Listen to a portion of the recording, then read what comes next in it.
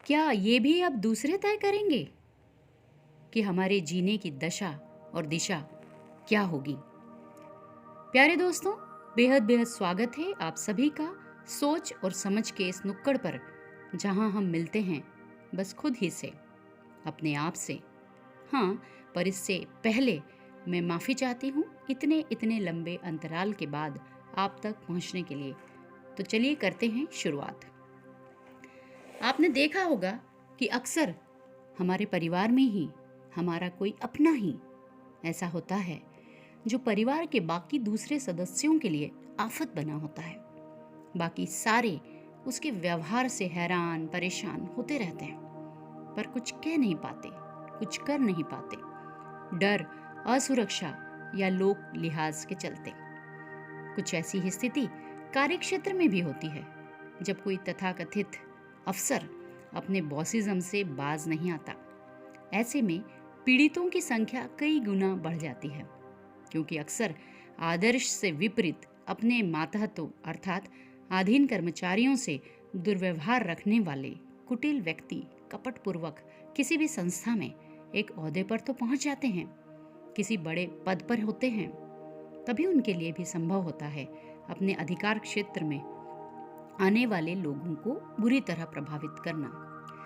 यहाँ तक कि आज के दौर में तो ऐसे महानुभाव हमें सड़क पर भी मिल जाते हैं, जो अक्सर किसी दूसरे से बुरी तरह चिल्ला चोट कर रहे होते हैं, रुआब झाड़ रहे होते हैं। अब सवाल ये है कि ऐसे तथाकथित महानुभावों के प्रति हमारा व्यवहार कैसा होना चाहिए? क्या हमें भी उन्हीं की तरह बदसलूकी पर उतर आना चाहिए, या फिर उनकी पीठ पीछे उनकी बुराई करके उनके लिए अपशब्दों का इस्तेमाल कर अपना गुस्सा और खीज उतार लेनी चाहिए? पर सोचने समझने वाली बात तो ये है दोस्तों कि इससे आखिर होना क्या है, क्योंकि ऐसे लोग और ऐसी परिस्थितियां आए दिन हमारे सामने होती है। यदि हम हर रोज बल्कि हर परिस्थिति में उनसे निपटने की सोचते रहें और उनसे एक बेहद शालीन, सभ्य और संयमित तरीके से पेश भी आ जाएं, तब भी बहुत मुमकिन है कि वो लोग अपनी आदत और फितरत से बाज ना आए।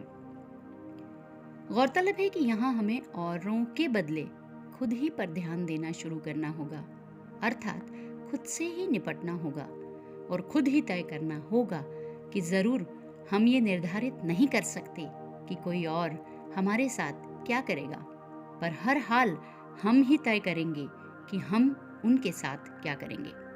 क्योंकि हर वो शख्स जो सदैव शांत, प्रसन्नचित्त और स्फूर्तिवान दिखाई देता है, इसका अर्थ ये नहीं है कि उसके इर्द गिर्द नकारात्मक लोग या परिस्थितियां नहीं हैं, पर जरूर ये वो शख्स है जिसने उन पर ध्यान देने की बजाय स्वयं पर काम किया है।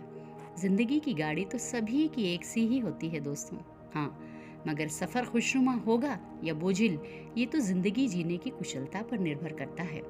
मतलब कोई और हमारे साथ कितना भी बुरा सलूक क्यों न करे, परंतु हमें उनसे कितना और कब तक प्रभावित होना है, कितना नहीं, कम से कम ये तो हमें ही सोचना और तय करना होगा ना।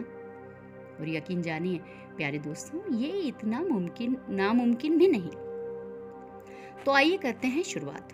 बचा लेते हैं अपने हिस्से का अपना सुकून, निभा लेते हैं अपनी खुशी को बरकरार रखने की हमारी अपनी जिम्मेदारी, उठा लेते हैं बीड़ा अपने अंतस की शांति बनाए रखने का खुद ही, और बढ़ चलते हैं आगे बगैर रुके और थमे।